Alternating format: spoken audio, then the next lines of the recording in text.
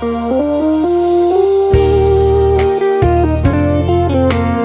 ini saya berada di area BPSDM Kementerian Hukum dan HAM. Areanya benar-benar luar biasa, luas, asri, rindang, sehingga siapapun yang diklat atau melakukan asesmen di sini akan merasa nyaman. Amin. Tadi kami juga berkunjung ke ruangan-ruangan di Assessment Center. Ini juga amat sangat nyaman, semua fasilitas terpenuhi.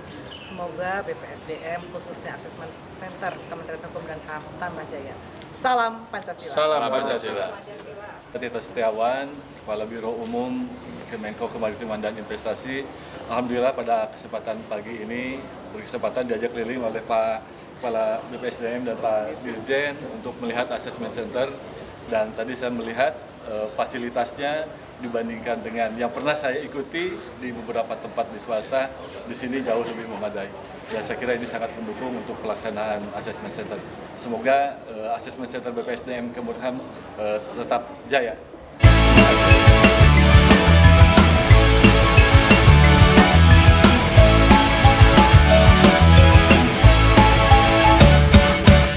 Di sini tempat kita bertemu dengan pembelajar dari seluruh negeri yang menanti pembaharu, yang siap meluangkan waktu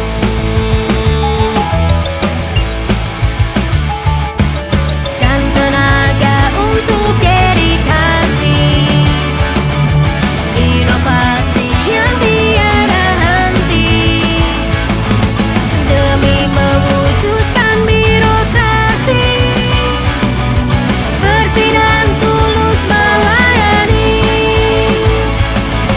mencetak SDM unggul. Bismillahirrahmanirrahim. Assalamualaikum warahmatullahi wabarakatuh.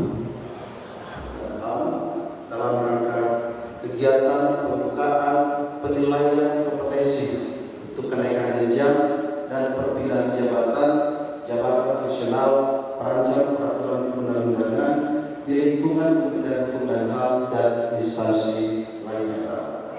Penilaian kompetensi jabatan fungsional perancang perundang-undangan di lingkungan Direktorat Jenderal Peraturan Perundang-undangan Kementerian Hukum dan HAM dan instansi lainnya diikuti oleh 113 orang peserta yang terdiri dari 1.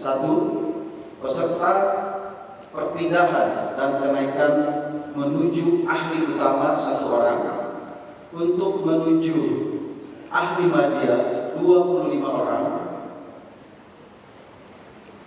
ahli muda 37 orang, dan perpindahan kenaikan jenjang menuju ahli pertama sebanyak 50 orang.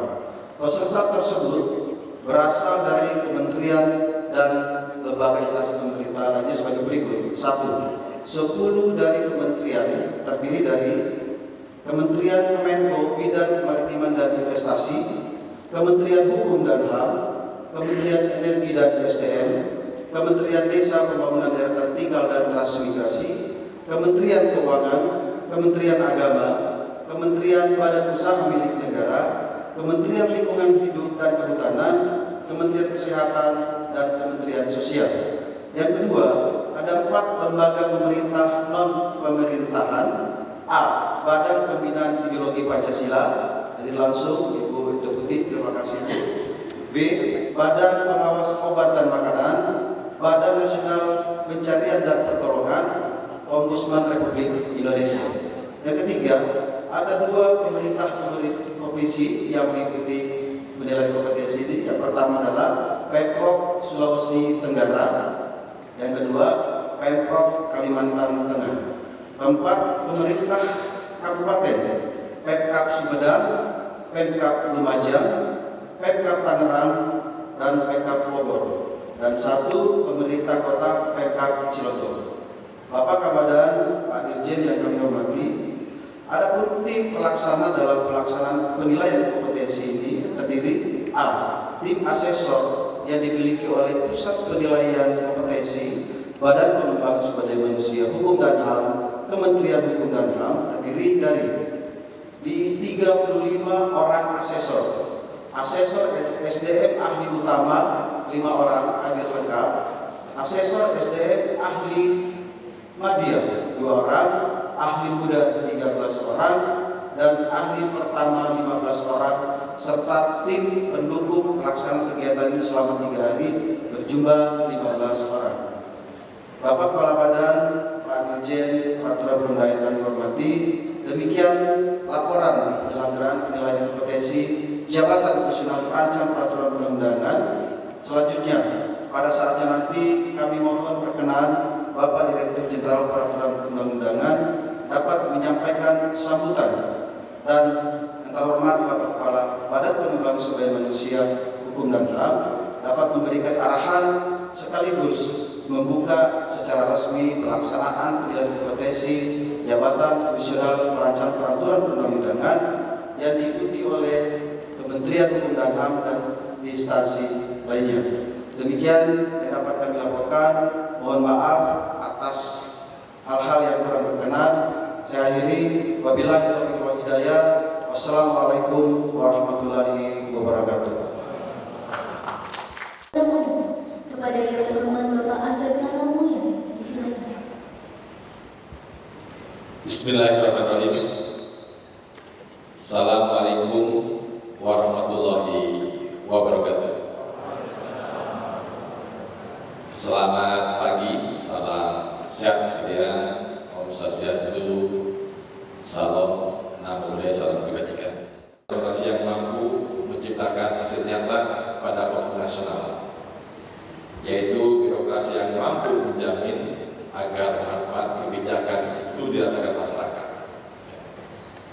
Kemudian birokrasi yang lincah dan cepat, yang agile, yang saat ini Bapak Ibu sekalian mungkin kita pernah mendengar birokrasi yang bermakna, atau birokrasi yang istilah Pak Menpan itu birokrasi yang kemudian menyentuh, bukan saja pada kita sekalian, tapi kemudian juga seluruh lapisan warga masyarakat bangsa ini.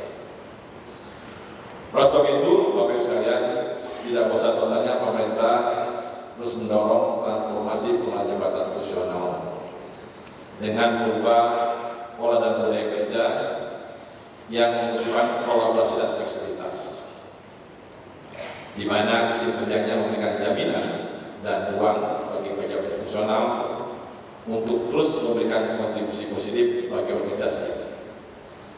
Tentu diharapkan jabatan fungsional menjadi potensi yang harus dikelola dengan baik, karena kinerja instansi sepenuhnya berada di jabatan fungsional.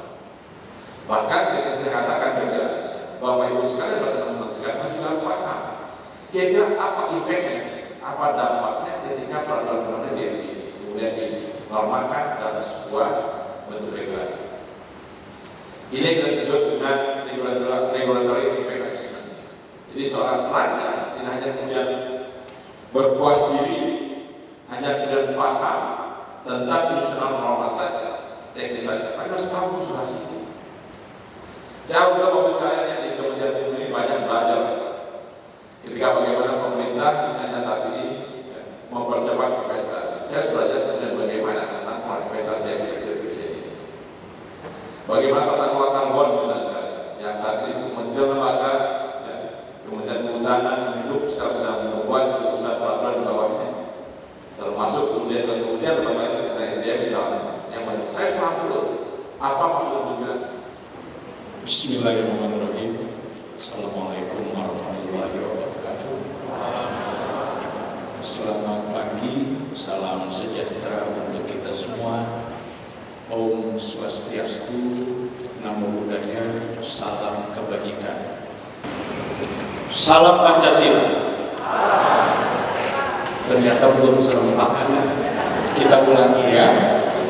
Ketika saya menyapa dengan salam Pancasila, maka mengangkat tangan 5 jari ya, ada di hadapan, kira-kira seperti itu. Kita ulangi, salam Pancasila.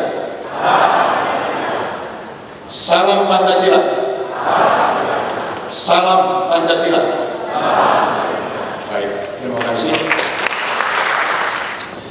Bapak Ibu sekalian, penyederhanaan birokrasi tadi seperti yang awal sambutan Pak Asep disampaikan, ini kemudian melahirkan jabatan-jabatan fungsional yang dulu sering kita mendikotomikannya dengan jabatan-jabatan struktural. Jadi jabatan fungsional itu dianggap tidak setara dengan jabatan-jabatan struktural. Dengan penyederhanaan birokrasi, dengan aturan-aturan yang dikeluarkan oleh Kemenpan, bahkan kita sekarang sudah mengenal ada yang namanya pengalihan jabatan dari struktural ke fungsional. Saya berpikir bahwa teman-teman yang hari ini akan mengikuti uji kompetensi adalah teman-teman yang menjadi pejabat fungsional perancang berasal dari pengalihan jabatan. Di Kementerian Hukum dan HAM kita memiliki 14 CF, di mana Kumham adalah instansi pembina. Dan dari 14 itu ada jabatan fungsional yang terbuka, antara lain adalah perancang peraturan perundang-undangan, kemudian analis hukum dan penyuluh hukum. Nah, kali ini kita akan menyelenggarakan kegiatan uji kompetensi untuk perancang perundang. Ada beberapa yang ingin saya garis besar tadi yang disampaikan oleh Pak Asep. Yang pertama bahwa perancang yang nanti tersertifikasi adalah perancang yang memiliki kemampuan adaptasi. Makanya ada manajerial dan ada sosiokultural. Adaptasi terhadap apa? Terhadap regulasi yang mengatur penyelenggaraan pemerintahan. Regulasi yang mengatur tentang segala hal. Tadi disampaikan ilustrasi beberapa proses sedang dijalankan terkait dengan rancangan peraturan perundang-undangan. Dan saya kira adaptasi kita harus juga ke arah sana. Tahu betul apa yang sedang berkembang di Republik ini. Bahkan sebagai rujukan, tahu juga apa yang sedang berkembang dan terjadi di dunia ini. Berliterasi, baca, nulis, itu bagian dari kompetensi sosiokultural dan manajerial yang harus dimiliki untuk berdampingan dengan kompetensi teknis. Literasi untuk apa? Supaya kita bekerja itu agile, lincah, cepat. Karena tuntutan terhadap seorang perancang tadi sudah dikatakan oleh Pak Asep. Bahkan dari siang sampai malam terus menyelesaikan tugas. Subuh dini hari masih juga mengerjakan. Nah, kemampuan-kemampuan itu yang harus terus ditingkatkan. Jadi Bapak Ibu, uji kompetensi adalah untuk mengukur bukan hanya kemampuan, tapi mengukur gap antara apa yang dimiliki oleh Bapak Ibu dengan syarat kompetensi yang ada pada jabatan yang Ibu sandang sekarang. Saya kira itu beberapa hal yang ingin kami tambahkan. Selanjutnya dengan mengucapkan Bismillahirrahmanirrahim. Mari kita ucapkan bersama-sama Bismillahirrahmanirrahim. Kegiatan penilaian kompetensi jabatan fungsional perancang perundang-undangan di lingkungan Direktorat Jenderal Peraturan Perundang-undangan tahun anggaran 2023 secara resmi saya nyatakan dibuka.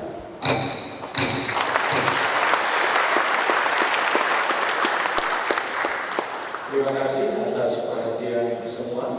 Mohon maaf kalau ada hal-hal yang kurang berkenan tersampaikan. Wabillahi taufiq wal hidayah. Wassalamualaikum warahmatullahi wabarakatuh. Om Santi.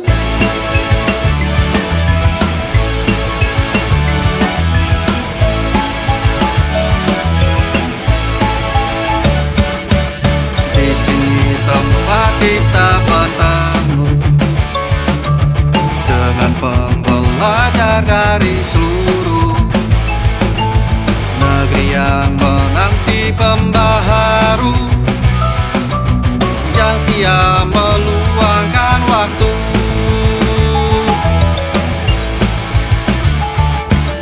Dan tenaga untuk dedikasi, inovasi yang tiada henti, demi mewujudkan birokrasi bersih dan tulus melayani,